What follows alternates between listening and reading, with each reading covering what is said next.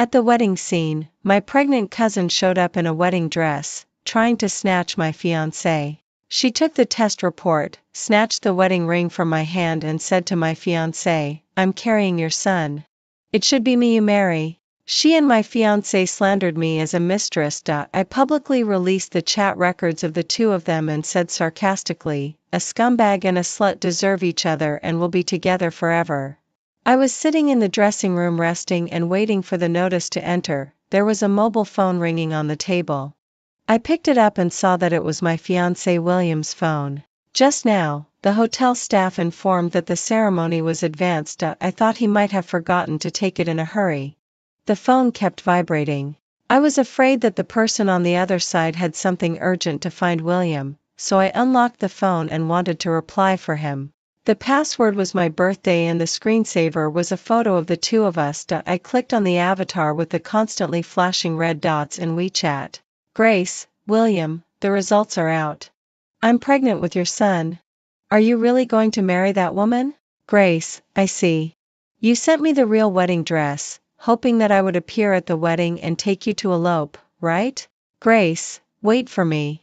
I will definitely snatch you away and everything she owes me." The happy smile on my face froze and disappeared little by little. With trembling fingers, I clicked on the day we added friends and was shocked to find that it was the second day of the Chinese New Year last year, the new year when my father finally agreed to meet William. "Grace, hello, I'm Ava's cousin, the one in the red fishtail dress." "William, oh, it's you. Thank you for showing me the way." Then the more I scrolled down, the more intimate they became. From sharing lives, to picking up and dropping off on the way, and then to making an appointment to go out and play. Every detail of their time together was clearly recorded. William's first substantial affair was on June 27 last year. I remember it very clearly. It was the day my parents were buried. There was a heavy rain that day. I watched my parents being buried and then had a high fever and fainted. And they were in the guest room next to my bedroom, having sex on the bed separated from my bedside by a wall. The most recent time was on the day I had a miscarriage because he forced me to drink alcohol. "William, I didn't expect her to be so delicate that she had a miscarriage after just a little alcohol." "William, are you at home? I want to come to you." "Grace, the baby is only 6 months old. Don't mess around." "William, then I'll be careful. Who made you a natural vixen, seducing my soul every day?" My fiancé William had an affair. The person he had an affair with was my cousin, Grace. Every word and sentence in the chat records wouldn't disappear in front of my eyes. The fiancé I had loved deeply for many years and the cousin I had been close and intimate with since childhood, both of them betrayed me at the same time. My heart felt as if it was being cut by a knife inch by inch and it became difficult to breathe. It was as if there were thousands of boulders pressing on my chest, making it hard for me to breathe and almost fainting from the pain. The bride should enter now. Lily from the wedding company came to remind me and pulled me out of my messy thoughts. I quickly hid the phone in the bouquet and was helped out by her in a daze. "Why are you crying before you enter? Hurry up and wipe your tears." Lily took a tissue and wiped my tears for me, envying and saying, "You and the groom have such a good relationship." My mind was in a mess and I didn't know how to face such a thing. My cell phone rang and Lily took out the phone and handed it to me. It was my best friend Mia who called. As soon as I answered the phone, I heard a roar, "Don't promise that, Phoenix man." The unstoppable tears fell down again and I burst into tears. In my ears were the whistling wind and her firm words, "Don't be afraid. I'll kill him for you." When I came to my senses again, I was already standing on the wedding platform with the wedding ring in my hand. The master of ceremonies asked me again, "Bride Ava, are you willing to marry the groom William in front of you and stay together in love until old age, never leaving or forsaking each other?" The word "no" was about to come out of my mouth when the opposite door was suddenly opened. My cousin Grace, protecting her 6-month pregnant belly and wearing the same style of wedding dress as mine, appeared outside the door. Grace quickly stepped forward, snatched the wedding ring from my hand and handed the paper in her hand to William and said, "I'm carrying your son. It should be me you marry." After saying that, she proudly puffed out her round pregnant belly and looked at me. William's mother quickly climbed onto the platform in 2 or 3 steps, took the test report from William's hand and looked at it carefully. After a while, William's mother burst out laughing and affectionately took Grace's hand and asked, "Is it really our William's grandson? William's child?" Grace nodded and smiled shyly. The guests at the bottom immediately exploded. "What do you mean? The kid from the William family had an affair before getting married and got someone pregnant. It's so shameless. And Grace is still the cousin. How could a cousin get involved with her brother-in-law?" Taking advantage of the bride's parents being dead, the mistress even dared to come to the door and provoke. "It's really too much." Grace listened to the scolding from the audience and her eyes immediately turned red and she choked with tears and said, "William and I have been together for a long time. It was Ava who forced me to break up with William, relying on her family's wealth. I originally wanted to give birth to the child quietly, but the doctor said it was a boy. I really couldn't bear to see William's son without a father, so I came to make a scene." She turned around and knelt in front of me, crying and begging, but there was deep calculation in her eyes. "Ava, in the past, you bullied me relying on your parents' power and influence. I can forgive you. But could you please return William to me? My child can't live without a father." I looked up and squinted at William, who was still in a daze, and asked, "William, tell me, who is the real mistress?" There was still some confidence in my heart. Even if it was true that William had an affair, after all, this was our wedding. For the sake of our years of love and for the sake of the large amount of resources I had invested in him and the company, he should also help me clarify this non-existent accusation and not let me lose face in front of everyone. "Ava, you owe Grace an apology. If it weren't for you threatening me with Grace to be with you and getting me drunk and climbing into my bed to get pregnant, I would never have married you," the man in front of me said seriously. He looked so serious that even I, the person involved, almost believed it. It seemed that I heard something in my body completely shattering. I tried my best to take a deep breath, but my lungs seemed like a leak and couldn't breathe in air. The feeling of suffocation surrounded me, but my heart was beating fast. William and I had been in love for 3 years. Although he founded the company, he had no resources or business and was always on the verge of going bankrupt.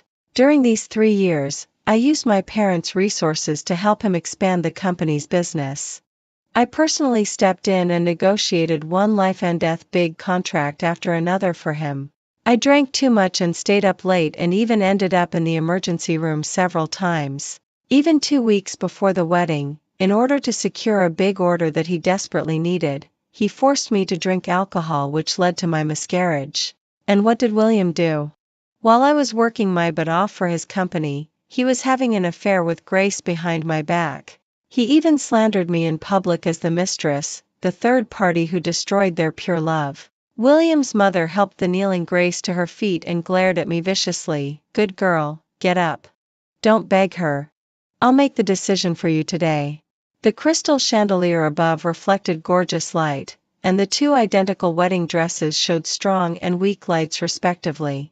Grace's wedding dress was made of dazzling broken diamonds, while my wedding dress was made of dull glass. Suddenly, I burst out laughing. William's mother frowned unhappily and cast a contemptuous glance at me. "What are you laughing at? You're so ill-bred. I've disliked you for a long time. Just because you're pregnant with a daughter, you act like the wife of the William family and always put on a stinky face for me to see."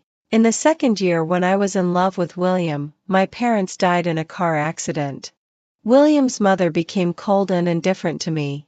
It was only when I accidentally found out that I was pregnant that she enthusiastically offered to take care of me and take me for prenatal checkups. Her so-called prenatal checkup was to take me to check the gender of the baby. Under her overt and covert threats, I reluctantly agreed and entered the operating room. After learning that I was pregnant with a girl, William's mother's attitude towards me became even worse. She often ordered me to run up and down to serve her daily life. Since she was William's most respected mother, I gritted my teeth and endured it, always greeting her with a smile no matter how difficult her requests were. But what did all this get in return? They slandered me for the sake of a mistress and a male fetus. I was really stupid. The tone of the people at the bottom suddenly changed, and they all sided with Grace and William's family. Oh my God, I've watched Ava grow up since she was a child. I can't believe she did such a thing. When people have money, they tend to go astray. What's more, her parents are gone and there's no one at home to discipline her. Alas, I almost misunderstood Grace. Grace is really suffering. What a horrible cousin she has. Grace was held by William's mother's hand, standing between William and William's mother and being protected on both sides, as if she was afraid that I would hurt her and the precious male fetus in her belly. She looked at me, her eyes full of complacency and mockery, silently provoking me. Everything will be mine. You'll always be the loser under my feet. I clenched the bouquet in my hand and looked into William's eyes with a calm gaze. William, do you still remember the words you said and the vows you made in front of my parents? On the day when my father agreed to meet William, he was so excited that he didn't sleep all night. At 6 o'clock the next morning, he waited at the intersection near my home, his lips turning purple from the cold. I led him into my home.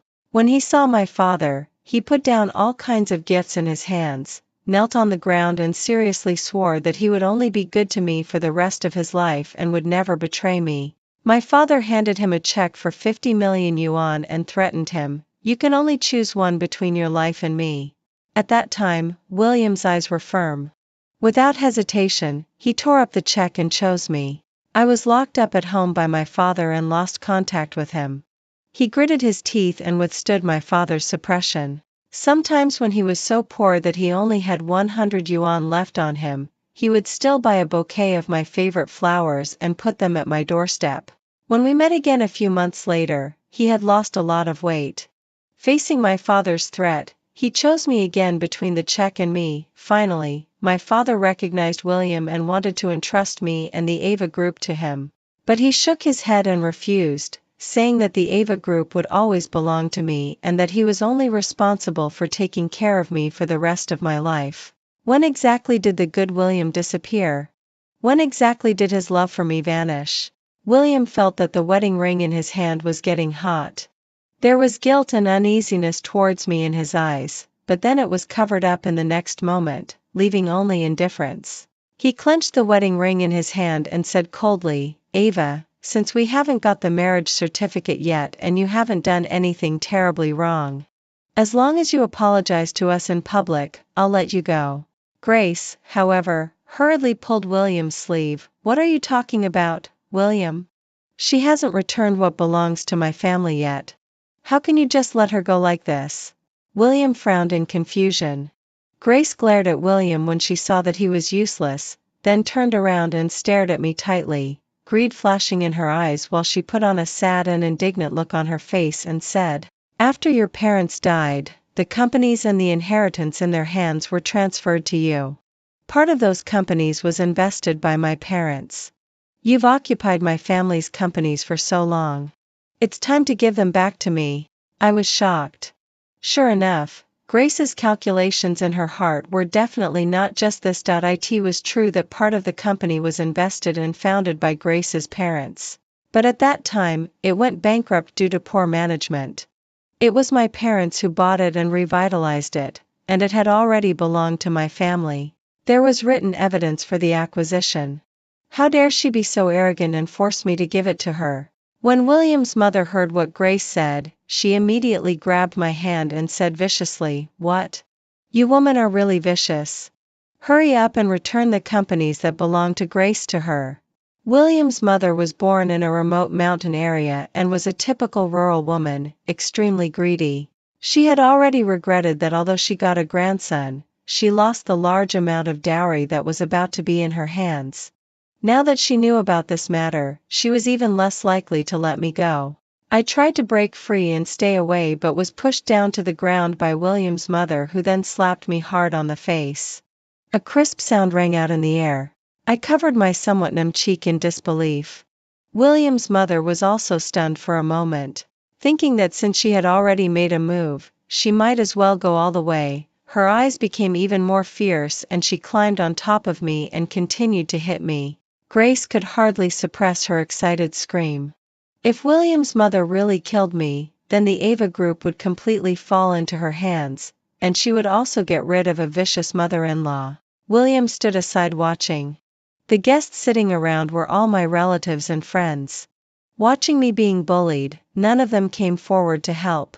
William's mother had been doing farm work since she was a child and was full of brute strength. After several slaps, I felt dizzy. She pinched my neck and roared. I closed my eyes in despair. Was I really going to die here and couldn't even keep my parents' property? Stop it. I dare anyone to touch her. My best friend Mia quickly stepped forward from outside the door and several bodyguards quickly pulled William's mother away. I was helped up by Mia and sat on the chair that the bodyguards brought over.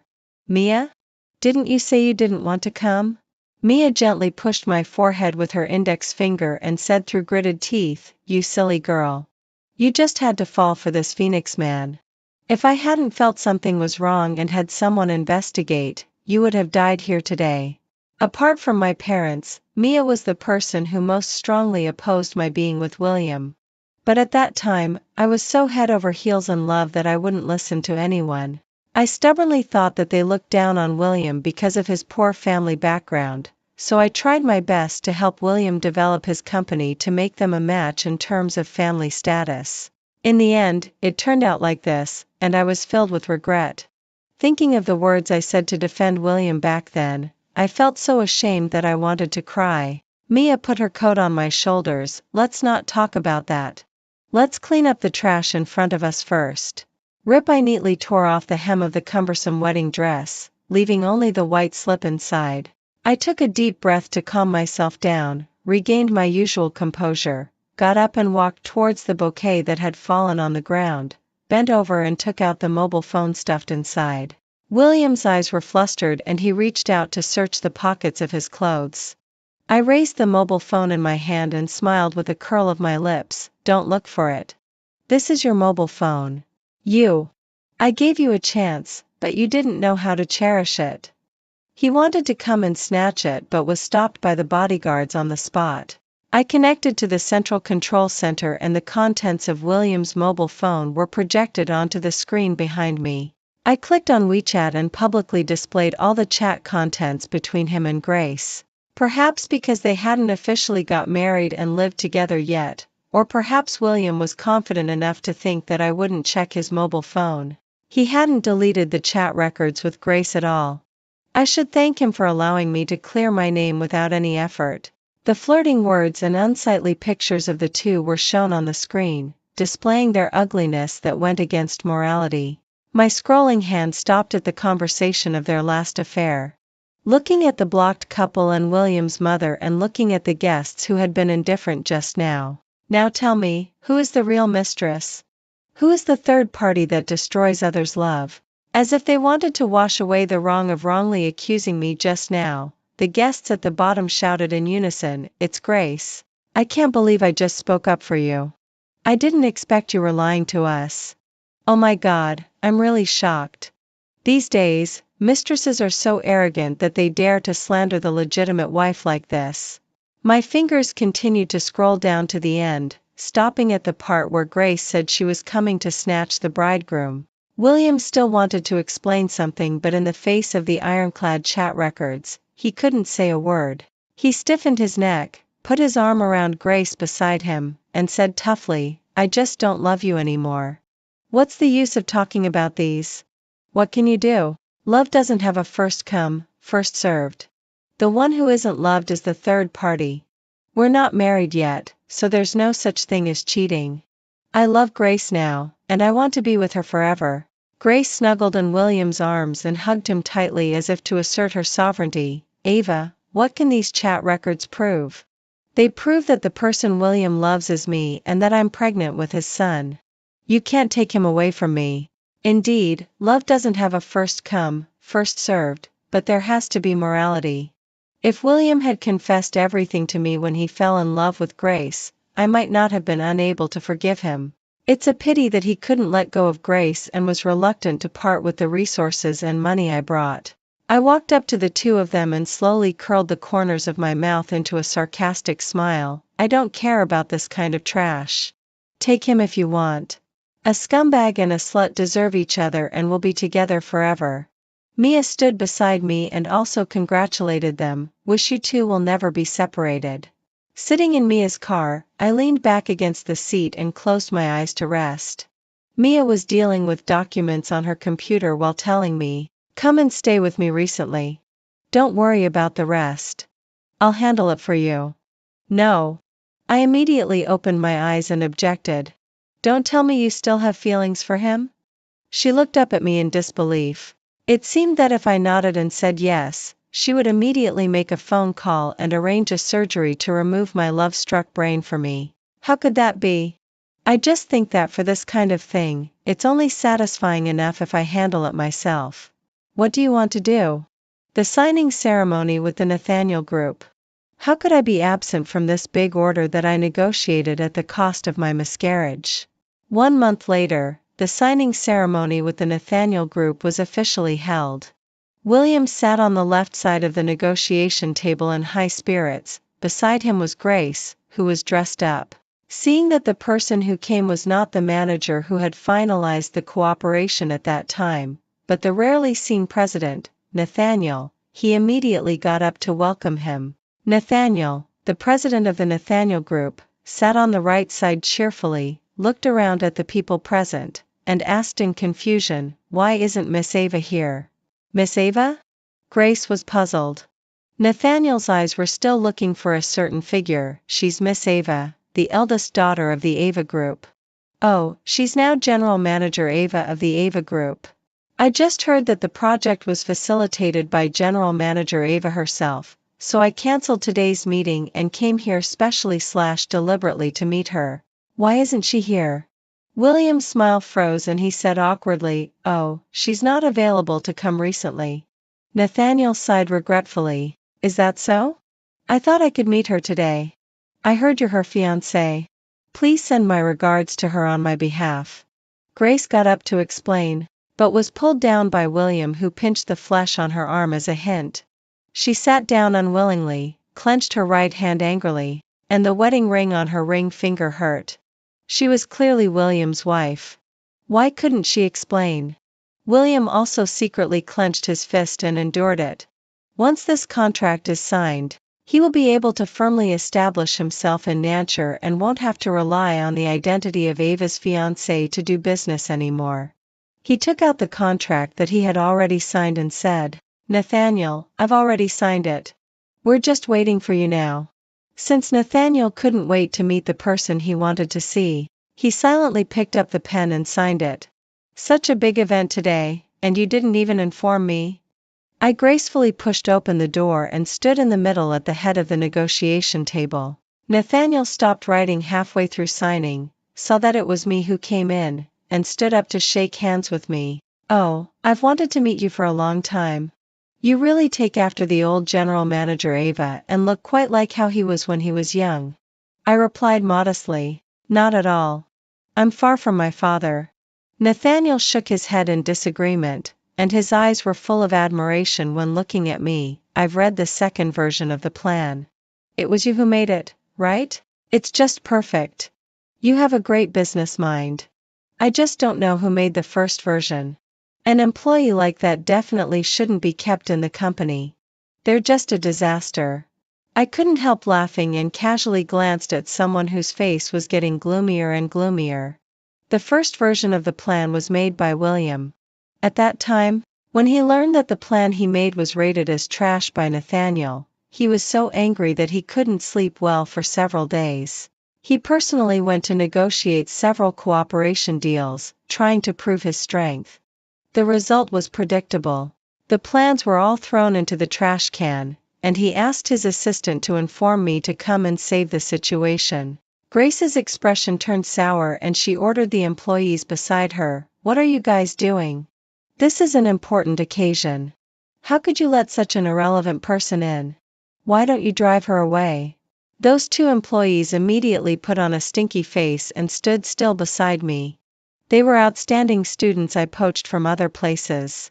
They had never been convinced of William's work ability in the first place and were only willing to change jobs and come here because of me. Since Grace came to the company, She had been treating them like maids all day long, so naturally they were full of resentment. I slapped away Grace's hand that was pointing at me.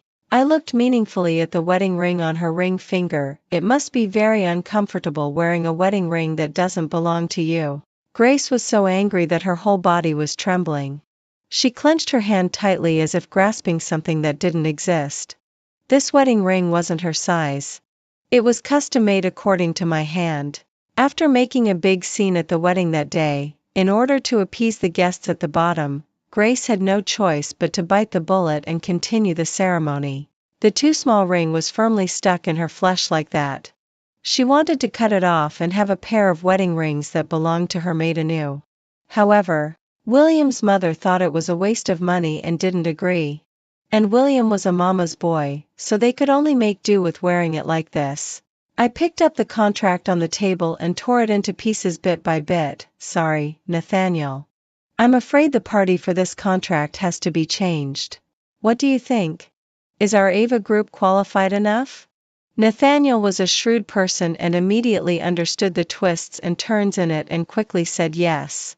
Compared with this small company, he was still more inclined to cooperate with the Ava group. William was burning with anger. He slapped the table and stood up, shouting at me, "Ava, what are you doing? This is the project that I was about to sign, a big order that the company desperately needs. Do you know how important it is to me?" I shook my head and corrected him seriously. "It belongs to my Ava group. I negotiated it all by myself. You're just the first version of the plan that was thrown into the trash can." Nathaniel looked at William with disgust, then turned to me and said gently, "Then General Manager Ava, please deal with your affairs first.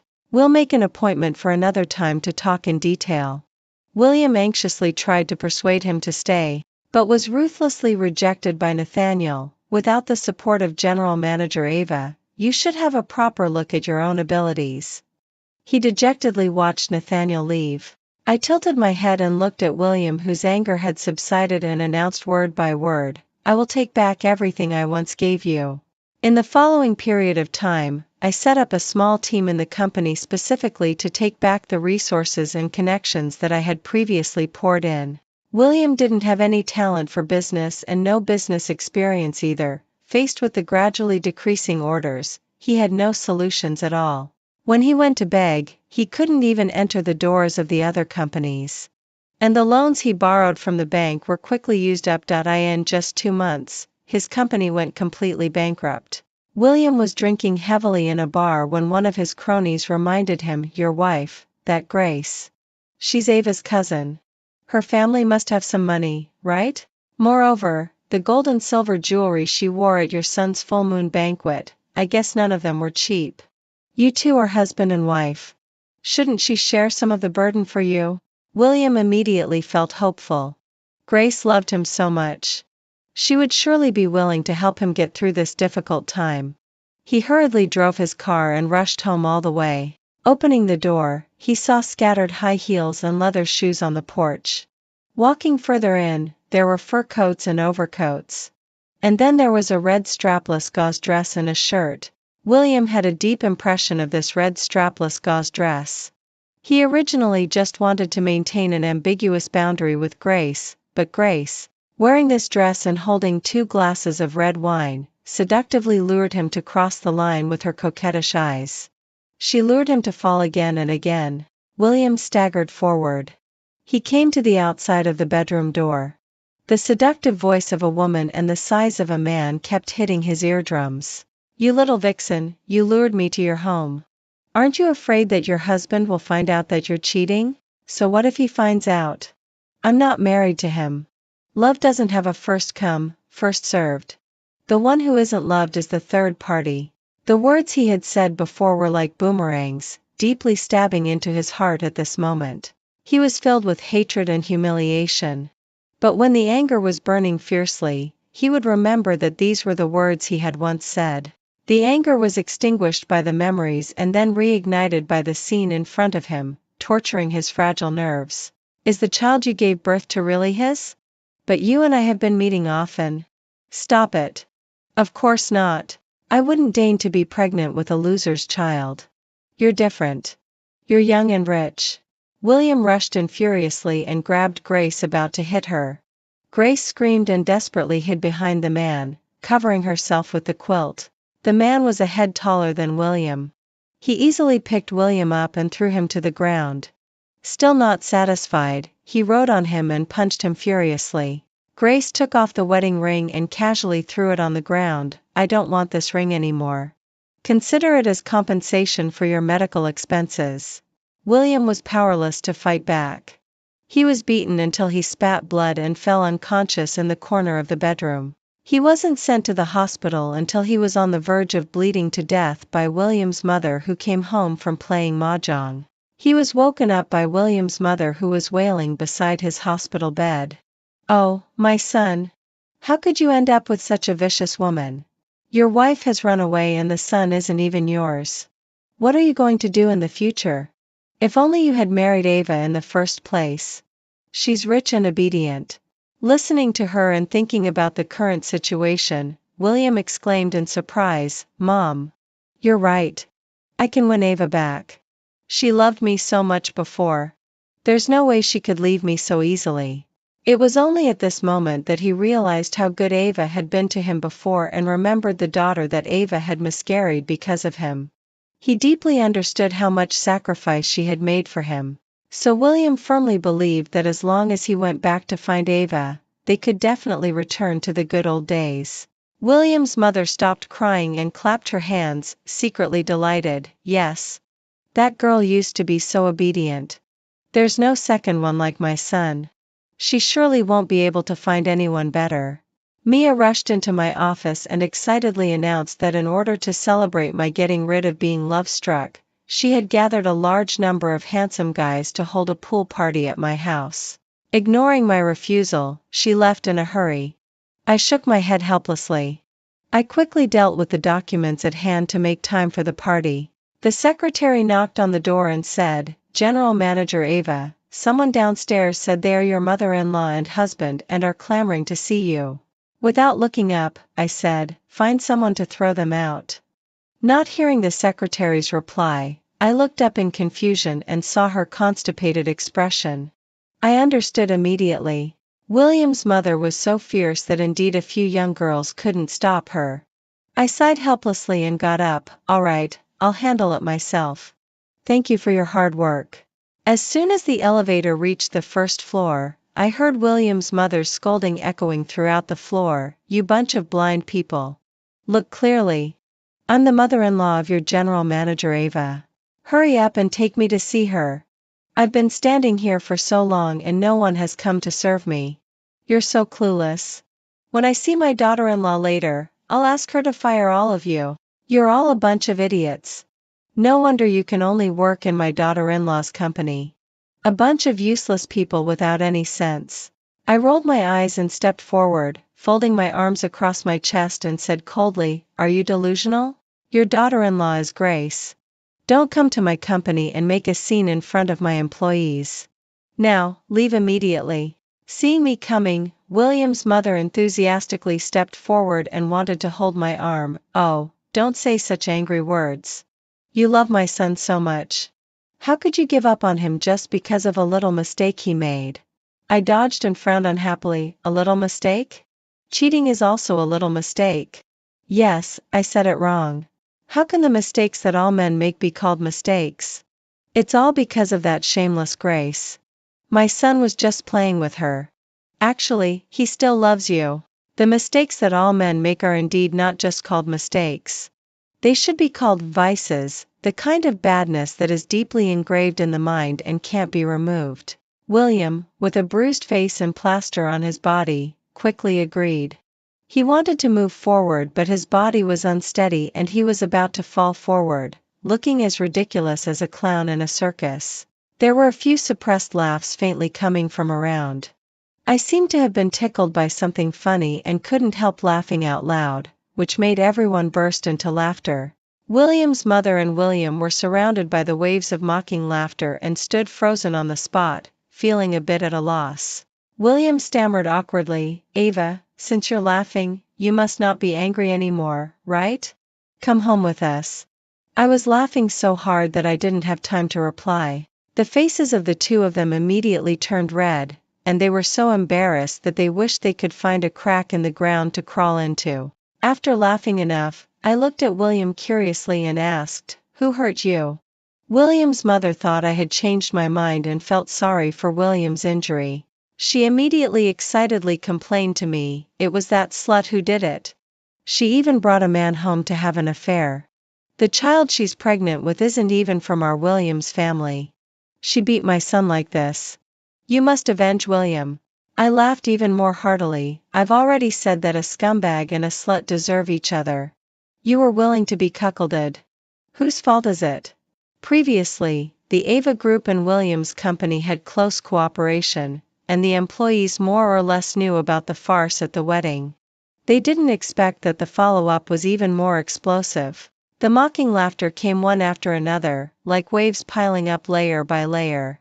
Even though William's mother and William had thick skins, they couldn't bear such a scene. The two of them slunk out of the crowd and quickly fled. I cleared my throat and announced, in the future, when you see these two people, block them at the gate and don't let them in. Also, give everyone a mental damage compensation. Everyone cheered.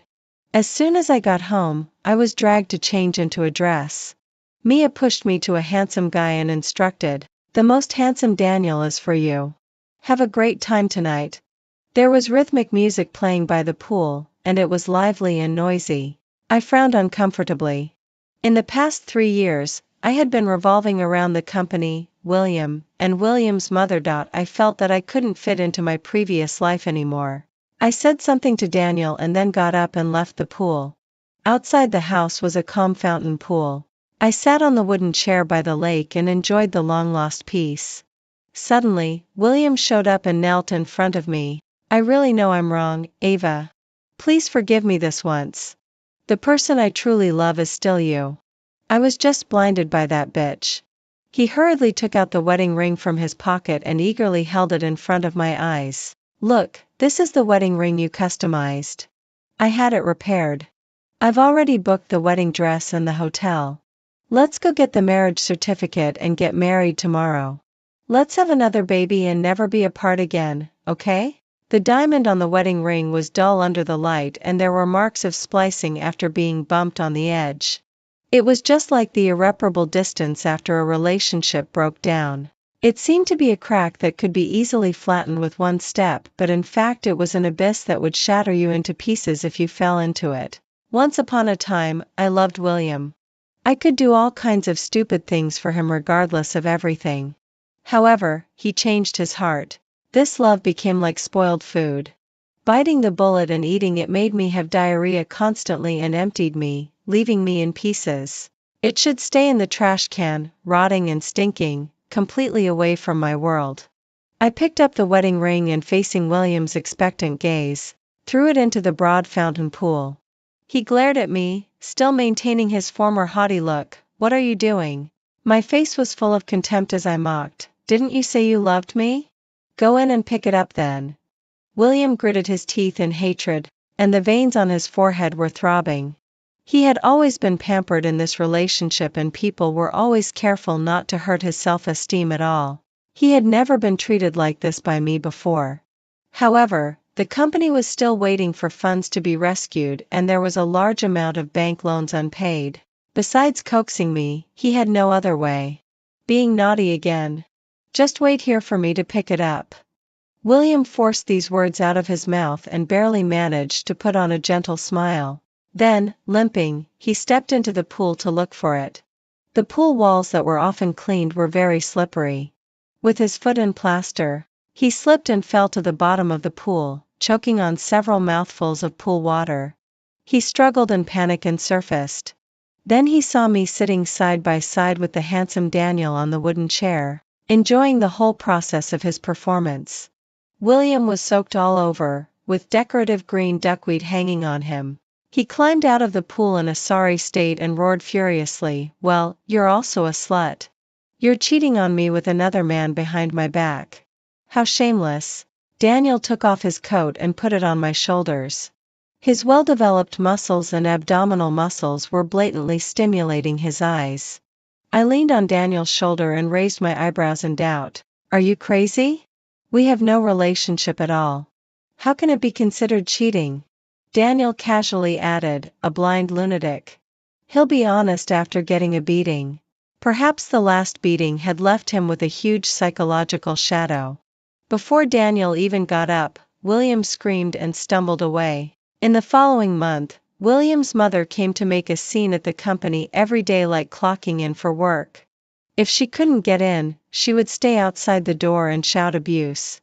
The people in the company were used to it and regarded it as something entertaining to watch. Until the usurers that William borrowed money from came to demand repayment. In a moment of desperation for the wedding ring, he chose to jump off the building and died on the spot. William's mother hid here and there and found Grace, wanting her to pay off the debt. The two of them fought on the road and were hit by the oncoming traffic that they couldn't avoid in time and drowned in the nearby lake. And in the years that followed, I gradually pieced myself back together and experienced my wonderful life. Everything in the past will turn into thin smoke.